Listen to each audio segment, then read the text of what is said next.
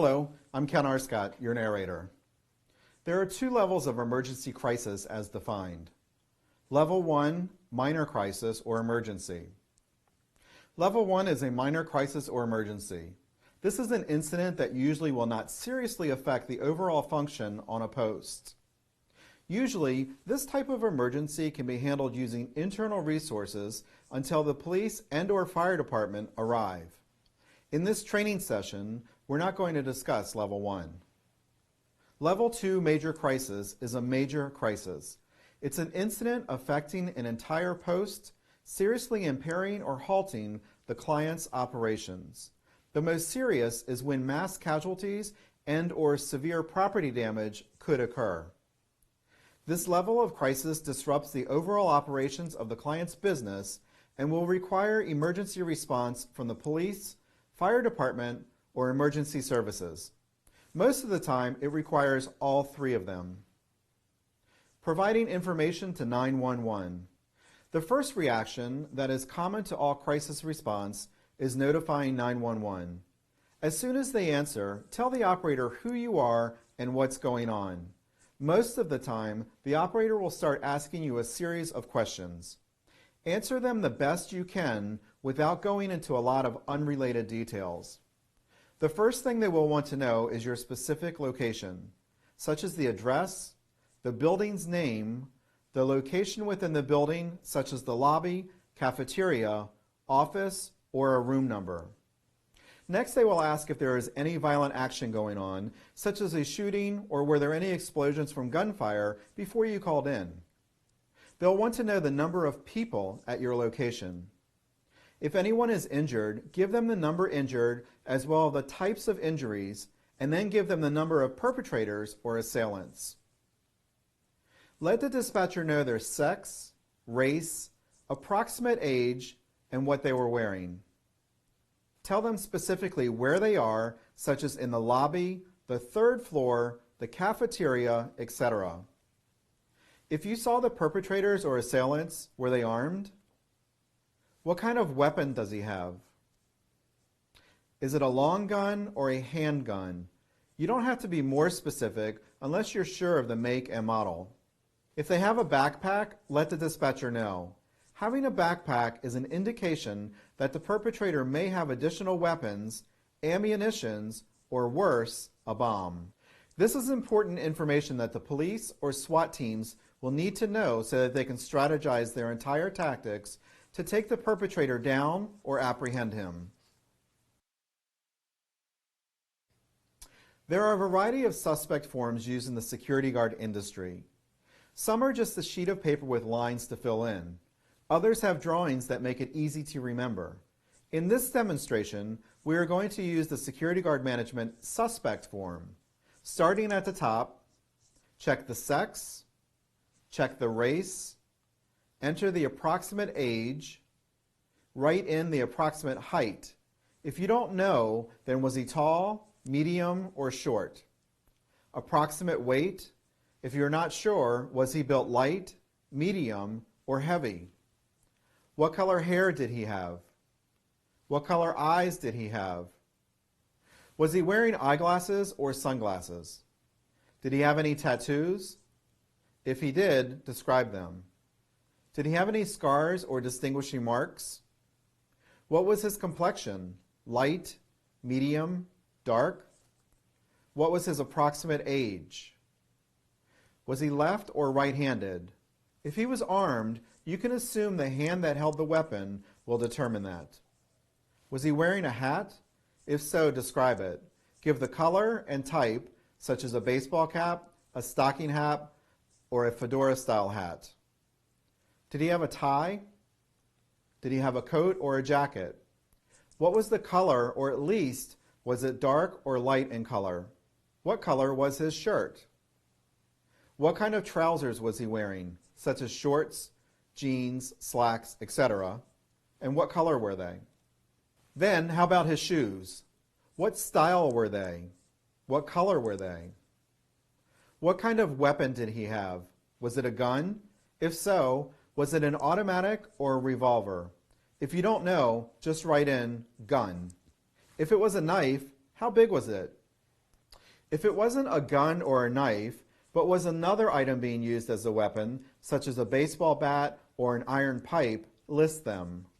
On the right side of the form, this picture is used to expand on the perpetrator's description. If you know any of these facial features, write them in. As you can see below, this is where you describe the car used. In the lower right corner, write the make, then the model if you know it. Write the color if you can't be specific, then write if it was dark or light. The last box is what the police hope you'll get, the tag number. If you didn't get the entire number, write in the numbers that you did get. If you didn't get any numbers, maybe you can remember the state. In the vehicle section, circle the items you know, such as 4-door or 2-door.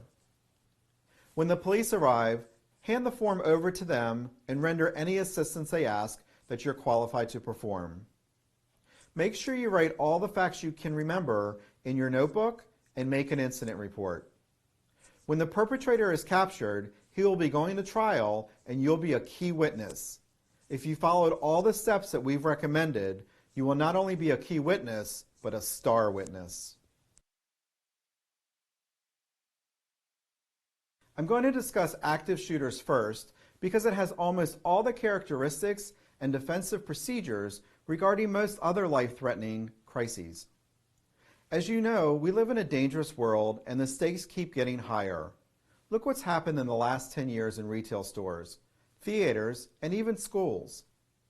Law enforcement across the country recognize the need for additional planning and response protocols similar to the efforts currently underway in schools and churches to handle these critical incidents. What is an active shooter? According to the United States Department of Homeland Security, an active shooter is an individual actively engaging in killing or attempting to kill people in a confined and populated area. In most cases, active shooters use firearms. There's no pattern or method to their selection of victims. Active shooter situations are unpredictable and evolve quickly. Typically, the immediate deployment of law enforcement is required to stop the shooting and mitigate harm to victims. Because active shooter situations are often over within 10 to 15 minutes and before law enforcement arrives on the scene, individuals must be prepared both mentally and physically to deal with an active shooter situation.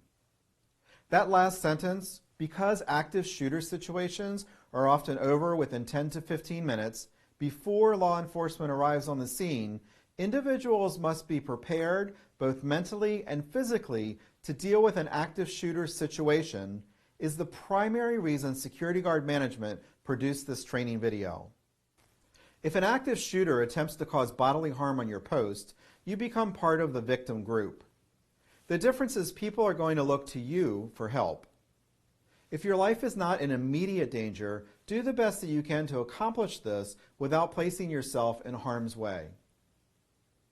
Hopefully, this training video will give you a better understanding of what to do when confronted with a crisis situation. A shooter's common characteristics will probably not be known when the perpetrator is in action, but it's helpful that you have some knowledge of what to look for on or off duty. The following factors alone do not indicate that an individual will commit a violent act. It's just that these characteristics have been commonly associated with past perpetrators of active shooter incidents. Changes in health or hygiene. Feels victimized. Makes threats. Fascination with weapons. Exhibits paranoia. Seems depressed. Dependence on alcohol or drugs. Is involved in a troubled, work-related romantic situation. Suffers dramatic personality swings and depression. Evidence of psychosis. Males from teens to age 45. Loner, usually quiet, with defiant outbursts, emotionally unstable. Has a history of violence. Elevated frustration levels. Erratic behavior. Pathological blamer or complainer. strained work relationships, reduced productivity, extremist views, and threatening behavior.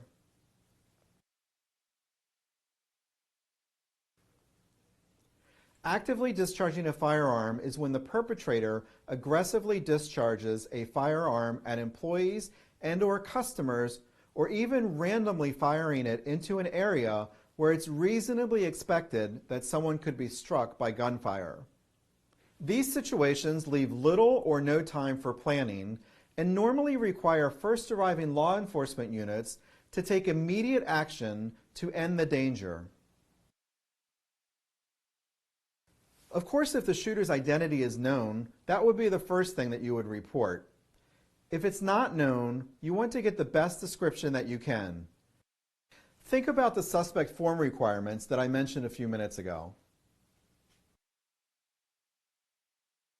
If you're indoors and not within target range, try to evacuate as many people as you can, always keeping in mind your own personal safety. Tell everyone that you encounter to leave the facility immediately. Then have them and yourself evacuate to a safe area away from the danger and take protective cover. Remain there until the emergency responders tell you that it's safe to move and abide by their instructions. When there's an active shooter, do not activate the fire alarm to evacuate a building. This could cause people to unknowingly leave in groups, putting them in the line of fire.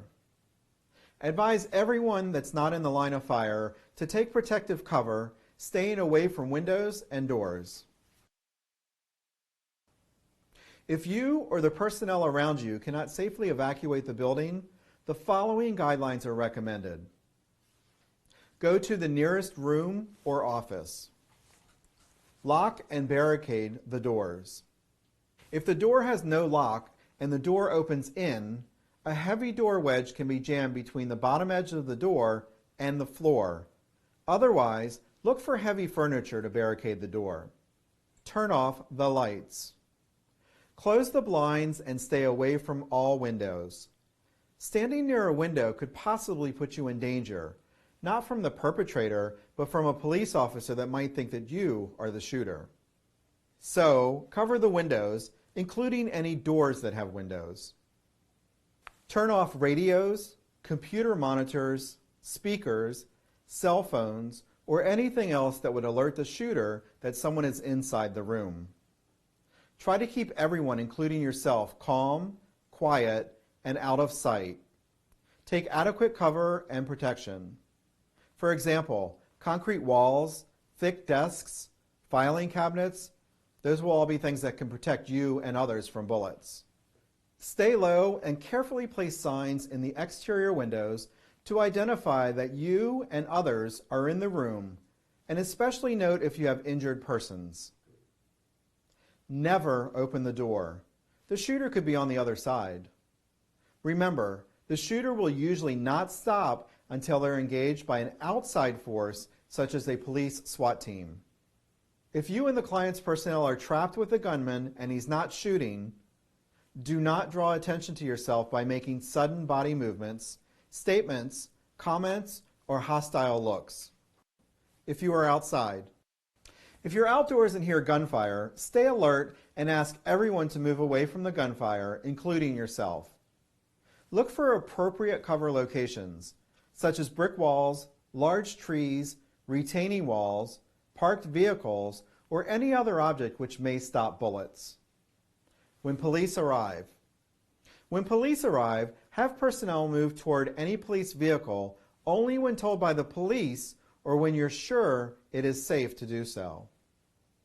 Tell everyone to keep their hands on top of their heads and do it yourself. Tell everyone not to carry anything in their hands that could be mistaken for a weapon. Tell everyone to do exactly and immediately what the police tell them to do. Because the police rescuers will not be sure of who is the victim or the shooter, follow these procedures. When the police are entering your area, tell everyone not to run. Have them and yourself drop to the floor. Tell them to place their hands behind their heads and remain still. Warn them not to make any sudden moves that could be interpreted as hostile or threatening. Wait for instructions from the police and obey all their commands. Try not to be upset, resist, or argue. Even if you are handcuffed and searched, do not resist. Wait for the confusion to clear. Tell everyone to remain calm and that the police will take them to a safe area where proper identification and status will be determined. Follow these recommendations and you'll increase your personal safety prospects, more than likely save lives, and be a tremendous help to the police.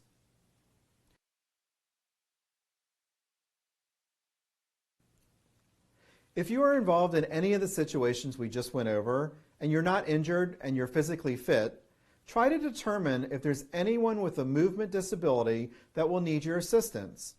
Such persons are in wheelchairs, bedridden, etc. If the building is not compromised with fire, severe weather, bomb threats, etc., then people with significant mobility impairments should be directed to an elevator. If the integrity of the elevator is compromised, as in fire, explosion, earthquake, get help to carry the disabled down the stairwell. If your own immediate personal safety is not in danger, wait with the person who is mobility impaired and call 911, your dispatcher and supervisor. Give your exact location and the nature and seriousness of the injury to a physically impaired individual. It is imperative that the rescue personnel know the number of persons and their location so that appropriate evacuation assistance can be initiated. In the event that immediate evacuation is necessary, ask the person with a disability how it would be best to effect the evacuation. Some persons may need to be carried, while others may just need some assistance walking. For those that cannot walk, consider taking a door off the hinges and use it like a stretcher or a sled to slide them down the steps. Be sure to tie them down to the door before sliding it down the steps. This should only be used as a last resort and used only when an immediate threat is determined to be present.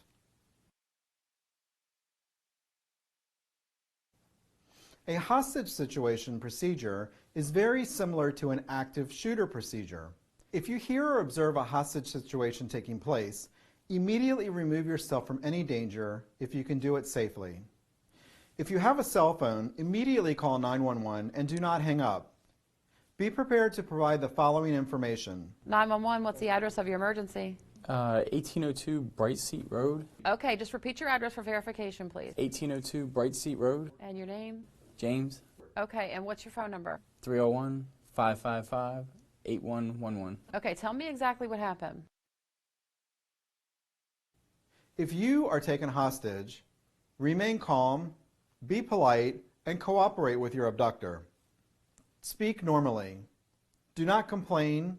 Avoid being belligerent and comply with all orders and instructions. Do not draw attention to yourself with sudden body movements, statements, comments, or hostile looks. Observe the abductors and try to memorize their physical traits, voice patterns, clothing, or other details that can help provide a description later. Avoid getting into political or ideological discussions with the abductors. Try to establish a relationship with your abductors and get to know them. Abductors are less likely to harm you if they respect you. If forced to present hostage or terrorist demands to authorities, either in writing or in video, state clearly that the demands are from your abductors. Avoid making a plea on your own behalf. During the rescue, if you hear or see the police breaching your location, stay low to the ground or behind cover away from windows or doors if possible. Do not run. Drop to the floor and remain still. If that's not possible, put your hands behind your head or cross your arms, bow your head, and stand still. Make no sudden moves that a tense rescuer may interpret as hostile or threatening. Wait for instructions and obey all instructions that you're given by the police. Try not to be upset. Never resist or argue with a rescuer. The reason is that the police are not sure whether you're an abductor, terrorist, or a hostage. Even if you are handcuffed and searched, do not resist. Just wait for the confusion to clear. You'll eventually be taken to a safe area where proper identification and status will be determined. Workplace violence procedure is almost identical to hostage situations.